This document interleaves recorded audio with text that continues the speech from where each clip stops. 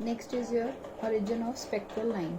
ठीक है, अब आपको पता है कि एटम क्या होता है, रेस्ट पे होता है अपनी ग्राउंड स्टेट पे। जैसे ही वो किसी दूसरे एटम से कोलाइड करेगा या हम उसे एनर्जी प्रोवाइड करेंगे तो वो क्या हो जाता है, एक्साइटेड स्टेट में चला जाता है। ठीक है, अब वो बहुत ज़्यादा देर अपनी एक्साइटेड स्टेट में नहीं रहता। ये हमने स्टडी किया कि हर चीज़, हर जो हमारे यूनिवर्स में कोई भी मटेरियल है, कोई भी थिंग है, सबको स्टेबिलिटी पसंद है। ठीक है, तो वो वापस स्टेबल होने के लिए क्या होता है, एक्साइटेड स्टेट से कहाँ पे आता है, अपनी ग्राउंड स्टेट में एंटर कर जाता है। ठीक है, तो जैसे ही दो एटम अपने ग्राउंड स्टेट से क्या आ जाएगा, एक स्टेट ऊपर चला जाएगा, तो उसको तो हम क्या कहेंगे, एक्साइटेड स्टेट कहेंगे। ठीक है, और एक्साइटेड, उसके बाद क्या होगा, एक्साइटेड स्टेट पे ये इलेक्ट्रॉन वापस फॉल कर जाएगा अपनी लोअर एनर्जी में। ठीक है, ये एनर्जी कुछ E1 है, ये क्या है, कुछ एनर्जी E2 है, फिर एनर्जी E3 हो जाएगी, एनर्जी E4 हो जाएगी, एंड सो ऑन। ठीक है, ये कौन सी है, सपोज इसकी ग्राउंड स्टेट है। ग्राउंड स्टेट में कहाँ गया, जैसे ही हमने इसको हीट प्रोवाइड की, ये एक अपर स्टेट में चला गया। ये जो अपर स्टेट होएगी इसको हम क्या कहेंगे, हमारी एक्साइटेड स्टेट। ठीक है, और इस एक्साइटेड स्टेट से ये इलेक्ट्रॉन वापस लोअर एनर्जी स्टेट में फॉल कर जाता है। ठीक है, जैसे ही ये एक्साइटेड स्टेट से ग्राउंड स्टेट में वापस फॉल करता है या फिर अपनी लोअर एनर्जी स्टेट में फॉल करता है, अब ये कुछ भी हो सकती थी। ठीक है, सपोज ये E3 से E2 में फॉल करता तो हम ग्राउंड स्टेट नहीं कह सकते ना उसको, तो दैट मीन्स हम क्या कह सकते हैं, अपर एक्साइटेड स्टेट से लोअर एक्साइटेड स्टेट में। ठीक है, या फिर अपनी एक्साइटेड स्टेट से लोअर एनर्जी में क्या कर जाएगा, ये फॉल कर जाएगा।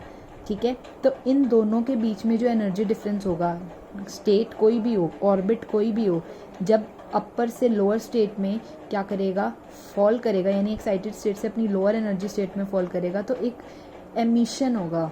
ठीक है, एक एनर्जी रेडिएट होगी, वो किस फॉर्म में होगी, हमारी फोटोन की फॉर्म में होगी। ठीक है, इस केस में हमने क्या लेके चले, E1 और E2 लेके चले। ठीक है, E1 का मतलब क्या हो गया, आपका एक इनर ऑर्बिट हो गया फर्स्ट, और E2 का मतलब क्या है, आपका कोई भी एक आउटर ऑर्बिट है। ठीक है, E2 E3 भी हो सकता था, ये E3 E4 भी हो सकता है, इसलिए हम इसको इनर ऑर्बिट और आउटर ऑर्बिट का नाम दे रहे हैं। ठीक है, तो हमने क्या पढ़ा था, E2 माइनस E1 किसके इक्वल होगा, h न्यू के इक्वल होगा। हमने ये पहले भी स्टडी किया है। ठीक है, जब इलेक्ट्रॉन जंप करेगा अपनी आउटर से इनर ऑर्बिट में, ठीक है, तो एक एनर्जी रेडिएट होगी, किस फॉर्म में, फोटोन की फॉर्म में, तो ये किसके इक्वल हो जाएगा, h न्यू के इक्वल हो जाएगा। ठीक है, एनर्जी का फॉर्मूला हमने पीछे निकाला था अभी। ठीक है, इसलिए बोला था फॉर्मूलाज लर्न रखने हैं। एनर्जी का फॉर्मूला पीछे निकाला था, कितना आया था, 2π² mk² z² e⁴ n²² h²। ठीक है, जहाँ जहाँ पे 2 है वहाँ पे n2 लिख दो। ठीक है, अगर E1 है तो वहाँ पे n1 लिख दो, क्योंकि बाकी सारी टर्म्स कांस्टेंट हैं, तो ये एज इट इज़ रहेंगी। अब जो डिफरेंट है उसको तो ब्रैकेट के अंदर ले लो, कांस्टेंट टर्म्स को कॉमन ले सकते हैं यहाँ से हमने। ठीक है, तो इन्होंने क्या लिया, 2π² mk² z² e⁴ h², और ये क्या हो जाएगा, 1/n1²। n1² पहले क्यों लिखा, क्योंकि एनर्जी हमारी किस में आई थी, नेगेटिव में आई थी, तो E1 तो नेगेटिव में रह जाएगा, बट नेगेटिव नेगेटिव पॉजिटिव हो जाएगी, सॉरी E2 नेगेटिव रह गया, E1 पॉजिटिव हो गया, तो ये फाइनल क्या बन गया, 1 - n1² - n2²। ठीक है, और आपको पता है न्यू को अगर लैम्डा की टर्म्स में लिखें तो क्या होता है, hc/λ हो जाएगा यहाँ से। ठीक है, अब हमने यहाँ से क्या किया, अब ये क्या था, एक h की वैल्यू, h इधर गया, c भी इधर चला गया। ठीक है, ये भी कांस्टेंट टर्म है। ठीक है, तो यहाँ से हमने क्या निकाल दिया, ये क्या है, अब एक सारी कांस्टेंट वैल्यू आ गई। मीन्स अगर आप इस वैल्यू को फाइंड आउट कर लोगे तो ये कांस्टेंट वैल्यू आएगी हमेशा। तो इसको कोई एक और कांस्टेंट टर्म नाम दे सकते हैं। यहाँ पे हमने इसको क्या नाम दे दिया, R। ठीक है, ये क्या होगा, आपका रेडबर्ग कांस्टेंट होगा। ठीक है, इसकी जब आप वैल्यू को फाइंड आउट करोगे, ये सारी वैल्यूज रख के, तो कितनी आएगी, 1.097 × 10⁷ मीटर पर सेकेंड। ठीक है, और 1/λ क्या होता है, हमारा वेव नंबर होता है। इसका मतलब क्या होता है कि 1 यूनिट लेंथ में कितने नंबर ऑफ कंप्लीट वेव्स हैं। ठीक है, that is your wave number. तो ये क्या होता है, जैसे हम न्यू लिखते हैं उसके ऊपर बस बार लगा दो, तो ये क्या बन जाएगा, हमारा वेव नंबर हो जाएगा। ठीक है, तो फाइनल आपकी वेव नंबर की वैल्यू क्या आ जाएगी, यहाँ से R इंटू ये z² था। ठीक है, 1/n1² - 1/n2²। ठीक है, अब हम निकाल किसके ले रहे हैं, हाइड्रोजन के केस में निकाल रहे हैं, और हाइड्रोजन के केस में आपको पता है Z1 होता है, तो वेव नंबर कितना हो गया, R 1/n1² - 1/n2²।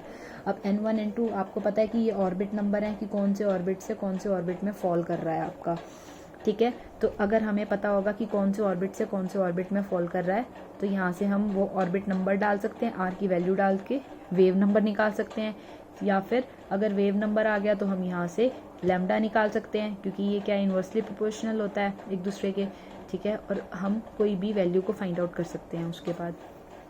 तो ये क्या आ गया आपका रेडबर्ग फॉर्मूला आ गया स्पेक्ट्रम ऑफ हाइड्रोजन एटम के लिए, ठीक है। अब आपने क्या देखा, वेवलेंथ, आपकी फ्रीक्वेंसी, आपका वेव नंबर ऑफ रेडिएशंस जो किसने एमिट करी, एक्साइटेड हाइड्रोजन एटम में, ये कॉन्टिन्यूस नहीं है, ठीक है। तो जो हमारा रदरफोर्ड की वजह से निकल रहा था कि कॉन्टिन्यूस स्पेक्ट्रम बन रहा था, बट होना क्या चाहिए था, लाइन स्पेक्ट्रम होना चाहिए था। क्या आप इससे कॉन्टिन्यूस हो सकता है? नहीं, लाइन ही होगा। क्यों? क्योंकि हमारी N1 N2 की वैल्यू क्या होंगी, फिक्स होंगी कि कहाँ से कौन सी स्टेट से कौन सी स्टेट में वो फॉल कर रहा है, ठीक है। तो यहाँ से ये प्रूफ हो गया कि वो लाइन स्पेक्ट्रम शो करता है। नेक्स्ट हम पढ़ेंगे इसके लाइन सीरीज होती कैसे है, बोहर ने कैसे एक्सप्लेन की थी, ठीक है।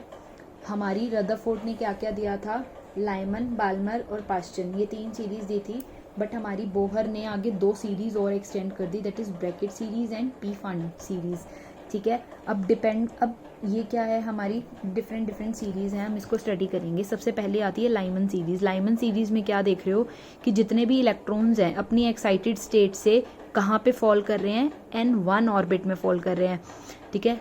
2 से 1 में जा रहा है, 3 से 1 में जा रहा है, 4 से 1 में जा रहा है, ऐसे ही 5, 6, 7 एंड सो ऑन इन्फिनिटी, ठीक है। तो इसकी लोअर एनर्जी स्टेट तो 1 हो गई और अपर एनर्जी स्टेट क्या हो गई, इसकी इन्फिनिटी हो गई, ठीक है। ऐसे ही बाल्मर हो गई हमारी, ठीक है। बाल्मर के केस में हम क्या देखते हैं,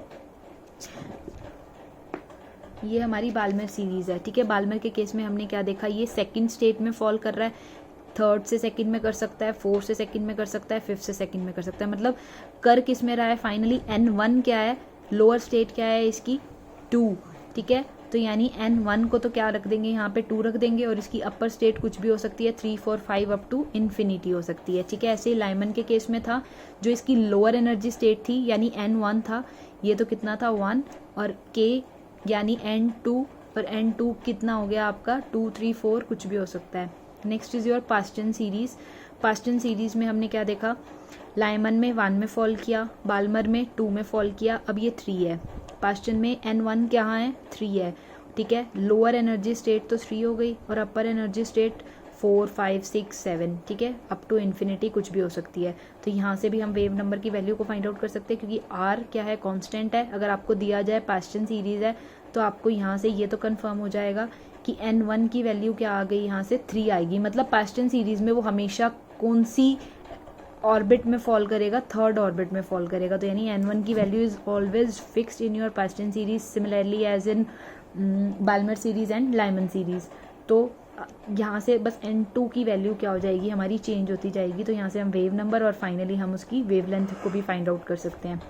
सिमिलरली आपकी कौन सी हो गई, ब्रैकेट हो गई, ठीक है। ब्रैकेट में कौन सी में फॉल करता है इलेक्ट्रॉन, आके 4th में करता है, ठीक है, 4th ऑर्बिट में, और उसका आउटर ऑर्बिट क्या हो सकता है 5, 6, 7 अप टू इन्फिनिटी कुछ भी हो सकता है। ऐसे ही फंड सीरीज हो गई आपकी, ठीक है। इसमें N1 की वैल्यू क्या है, 5 है, ठीक है। इलेक्ट्रॉन हमेशा जंप कौन सी सीरीज में, कौन से ऑर्बिट में करेगा, 5th ऑर्बिट में करेगा, ठीक है। और आउटर ऑर्बिट उसका कुछ भी हो सकता है। तो अब यहाँ से हम क्या निकालेंगे, लॉन्गेस्ट और शॉर्टेस्ट वेवलेंथ देखेंगे स्पेक्ट्रल सीरीज की आगे।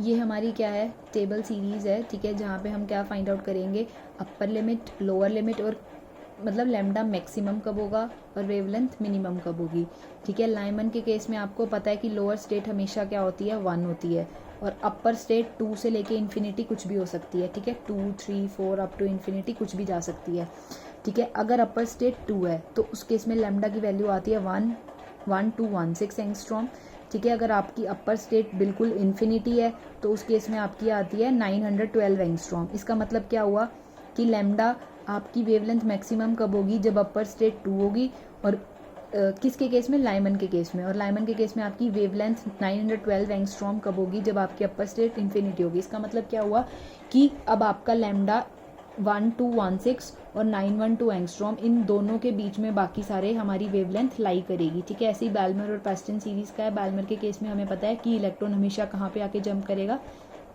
सेकंड स्टेट में, तो लोअर स्टेट तो सेकंड होगी, अपर स्टेट 3 से लेके इन्फिनिटी हो सकती है, तो एक बार 3 पे निकाल दो, एक बार इन्फिनिटी पे निकाल दो, तो यहाँ भी हमारे पास आ जाएगा कि हमारी जो वेवलेंथ है कौन सी रेंज में बिलोंग करती है, 6563 से लेके 3646 के बीच में, ठीक है। ऐसे ही पैस्टन ब्रैकेट और आप सारी फाइंड आउट कर सकते हो।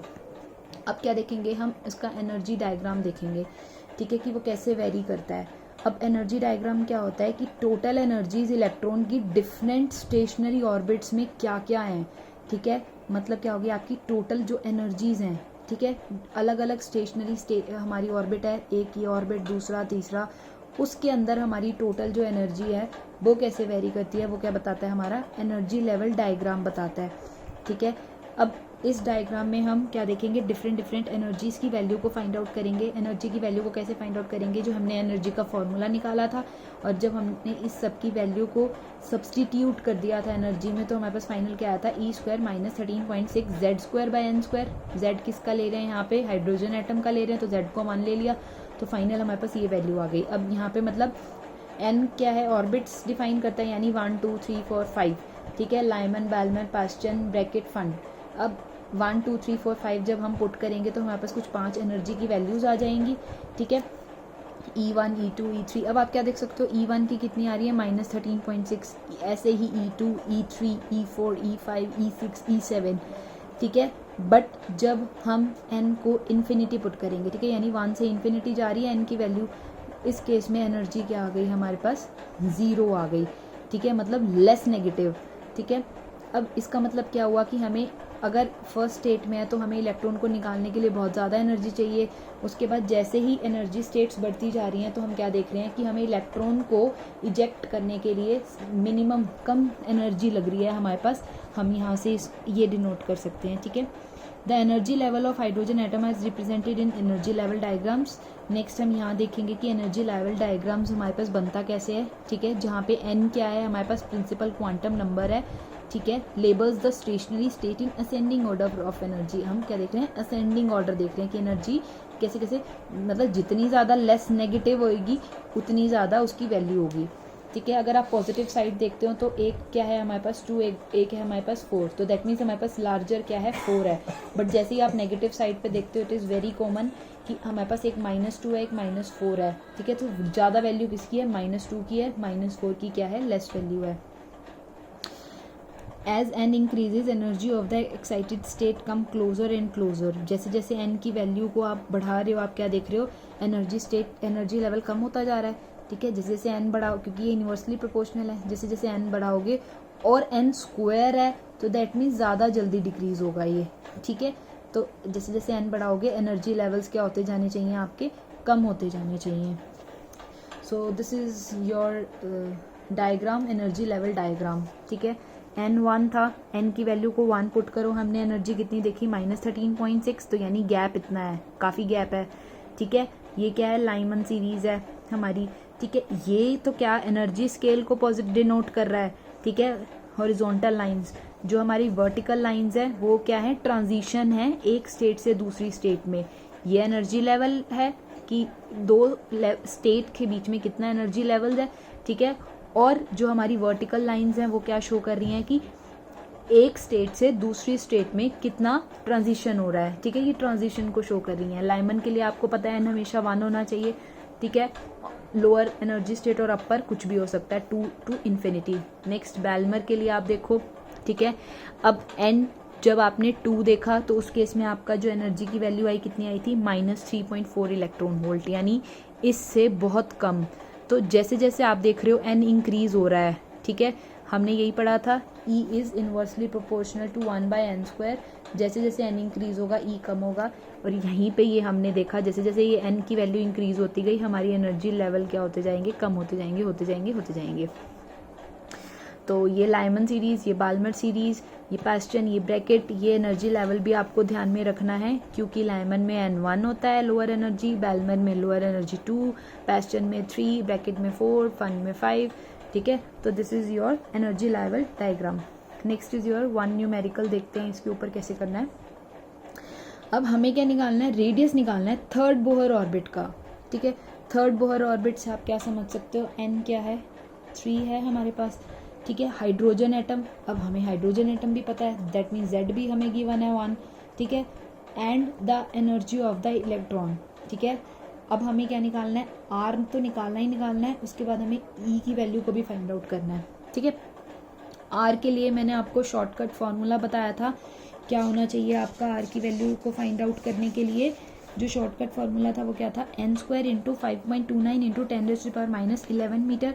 या तो आप ये वापस से सारी वैल्यूज़ डाल लो, या फिर सिर्फ जो आपकी 5.29 इंटू 10⁻11 मीटर था उसको n², अब n क्या है यहाँ पे 3, यानी 5.29 को जब आप 3 से मल्टीप्लाई करोगे तो कुछ यही वैल्यू आपके पास देगा, ठीक है। तो सिंपली आपकी R की वैल्यू आ जाएगी। ऐसे ही E की वैल्यू के लिए हमने क्या देखा, या तो ये सारी वैल्यूज़ दोबारा फाइंड आउट करो या एक बार फाइंड आउट करके आप उसको याद कर लो, ठीक है। -13.6/n², और n क्या है यहाँ पे 9 है। जब 9 को इससे डिवाइड करोगे तो हमारे पास कितनी वैल्यू आ जाएगी, -2.43 इंटू 10⁻⁻19 जूल, ठीक है। तो ऐसे आपको इसके फॉर्मूला ध्यान में, अगर आप फॉर्मूलाज लर्न करोगे तो आपके न्यूमेरिकल्स भी इजीली हो जाएंगे। Next is you have to calculate longest and shortest wavelength, किसकी, बाल्मर सीरीज़ की। अब आपको ध्यान रखना है, पहली लाइमन होती है, दूसरी बाल्मर होती है, ठीक है, तीसरी पास्चन, फिर ब्रैकेट, फिर पीफन, ठीक है। तो अब बाल्मर कौन से नंबर पे आ रही है, 2 नंबर पे आ रही है। दैट मीन्स कहाँ पे आपका इलेक्ट्रॉन आके फॉल करेगा, सेकंड स्टेट में फॉल करेगा। तो यानी n1 तो कितना हो गया यहाँ पे हमारे पास 2 हो गया, ठीक है। अब n2 कितना होगा, वो क्या कहता है कि लॉन्गेस्ट और शॉर्टेस्ट वेवलेंथ निकालनी है। तो यानी n2 कितना होना चाहिए, एक बार 3 देख के चलेंगे और एक बार इन्फिनिटी। दोनों की वैल्यू को जब हम इक्वेट करेंगे, ठीक है, इस फॉर्मूला में रेडबर्ग कांस्टेंट की वैल्यू आपको पता है कितनी होती है, n2 की वैल्यू एक बार 3 डालनी है, एक बार इन्फिनिटी डालनी है। दोनों में लैम्डा की कुछ वैल्यू आ जाएगी हमारे पास यहाँ से। जब आप लैम्डा की वैल्यू इसको फाइंड आउट करोगे डाल के, तो आप क्या चेक करोगे कि एक वैल्यू ज़्यादा आएगी, एक कम आएगी। जो ज़्यादा आएगी वो तो क्या हो जाएगी, लैम्डा मैक्सिमम आ जाएगी। जो कम आएगी वो क्या आएगी, आपके पास लैम्डा मिनिमम आ जाएगी, ठीक है। तो यहाँ पे जब आपने लैम्डा को 3 डाला, ठीक है, n को 3 डाला, तो उस केस में हमारे पास लॉन्गेस्ट वेवलेंथ आ गई, कुछ ये वैल्यू आ गई। जब हमने इन्फिनिटी डाला तो हमारे पास कुछ ये वैल्यू आ गई। तो दैट मीन्स क्या हुआ, बाल्मर सीरीज़ के केस में हमारे पास लैम्डा इस रेंज से इस रेंज के बीच में बिलोंग करती है।